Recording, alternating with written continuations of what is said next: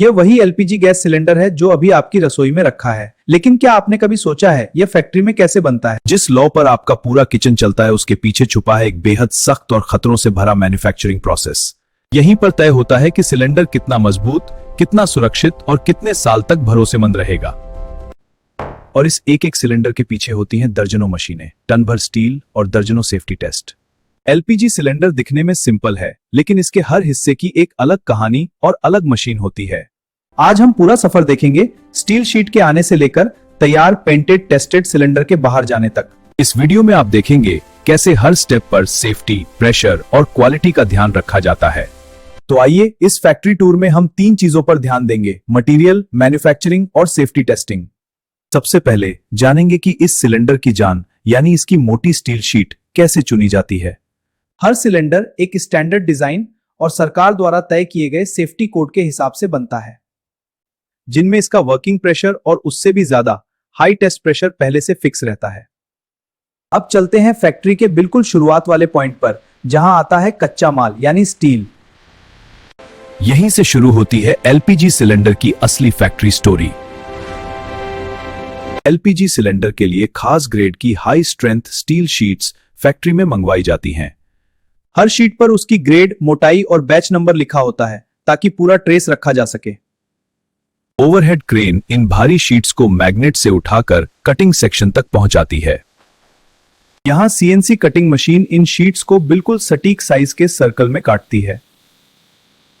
Computer तय करता है कि एक शीट से कितने राउंड पीस निकलेंगे ताकि मटेरियल वेस्ट कम से कम हो। तेज प्लाज्मा या फ्लेम जेट स्टील को पिघलाकर साफ शार्प सर्कुलर ब्लैंक्स तैयार करता है। कटी हुई हर डिस्क को गिना, वजन किया और अगले स्टेप के लिए अलग रखा जाता है। जहां जरूरत हो किनारों को हल्का ग्राइंड करके स्मूथ और वेल्डिंग के लिए तैयार किया जाता है। अब यही साधारण से गोल पीस कुछ मिनटों में सिलेंडर के गोल गुंबद जैसे शेप में बदलने वाले हैं। यह है हाइड्रोलिक प्रेस, जो फ्लैट डिस्क को दबाकर सिलेंडर का ऊपर और नीचे वाला हिस्सा बनाती है। पूरी प्रेस ऑटोमेटेड इंटरलॉक से चलती है ताकि ऑपरेटर का हाथ मशीन के बीच न जा सके। भारी टन के प्रेशर से स्टील का यह पीस धीरे धीरे गुंबद की तरह मोड़ा जाता है। इस दौरान मेटल की मोटाई और स्ट्रेंथ को ध्यान में रखकर डाई की शेप डिजाइन की जाती है। कुछ ही सेकंड में एक फ्लैट डिस्क सिलेंडर का आधा शरीर बनकर बाहर आ जाती है। एक सिलेंडर के 2 ऐसे हिस्से बनते हैं, एक ऊपर का डोम और एक नीचे का बॉटम। प्रेसिंग के बाद इन किनारों को ट्रिमिंग मशीन से बराबर, गोल और वेल्डिंग के लायक बनाया जाता है। रोटरी ट्रिमिंग टूल घूमते हुए पार्ट के चारों तरफ से एक्स्ट्रा मेटल हटा देता है। हर बैच से कुछ पीस को टेम्पलेट से मिलाकर देखा जाता है कि कर्व सही बना या नहीं। अब इन दोनों हिस्सों के साथ जुड़ेंगे फुट रिंग और टॉप कॉलर, ताकि सिलेंडर खड़ा भी रह सके और वॉल्व भी पकड़ सके। फुट रिंग बनाने के लिए स्टील स्ट्रिप को घुमाकर बिल्कुल गोल रिंग की शेप दी जाती है। रिंग के सिरों को वेल्ड करके उसे पूरा मजबूत घेरा बना दिया जाता है। ये फुट रिंग बाद में सिलेंडर को जमीन पर मजबूती से खड़ा रखने का काम करेगी। उधर दूसरी लाइन पर बनता है टॉप कॉलर, जो वाल्व की सुरक्षा और हैंडल दोनों का काम करता है। कॉलर में खास डिजाइन के कटआउट रखे जाते हैं ताकि वजन कम रहे पर स्ट्रेंथ बनी रहे। अब नीचे वाले हिस्से के साथ फुट रिंग को जिग में सेट करके ऑटोमेटिक वेल्डिंग की जाती है। रोटेटिंग फिक्सचर के साथ वेल्डिंग गन एक समान स्पीड से पूरा रिंग जोड़ देती है। इसी तरह ऊपर वाले हिस्से पर टॉप कॉलर फिक्स करके चारों तरफ मजबूत वेल्ड दिया जाता है।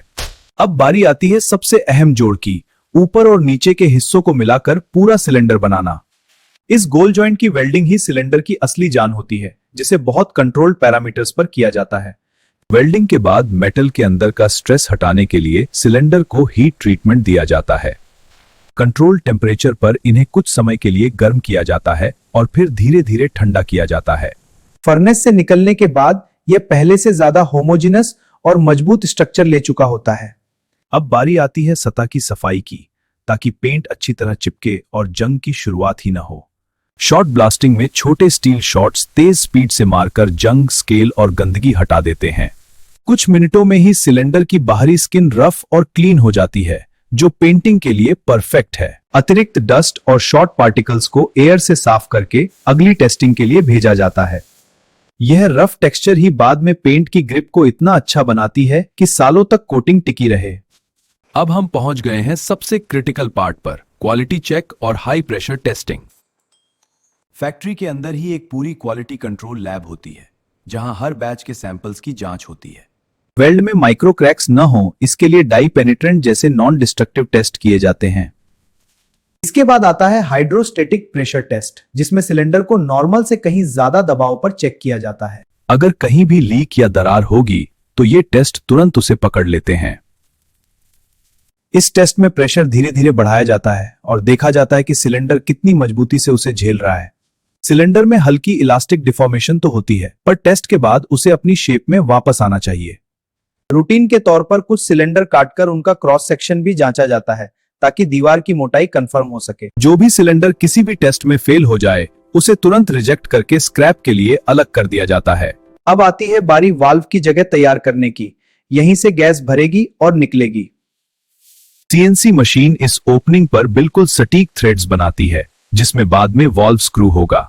थ्रेड्स की क्वालिटी सीधे सीधे गैस की सीलिंग और सेफ्टी से जुड़ी होती है, इसलिए यहां जरा भी गलती की गुंजाइश नहीं। स्पेशल गेज से चेक किया जाता है कि थ्रेड न ज्यादा टाइट हो न ढीले।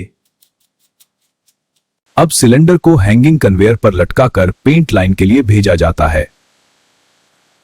पेंट चिपकने से पहले ऑयल, ग्रीस और बाकी दूषित चीजें हटाने के लिए केमिकल वॉश दिया जाता है।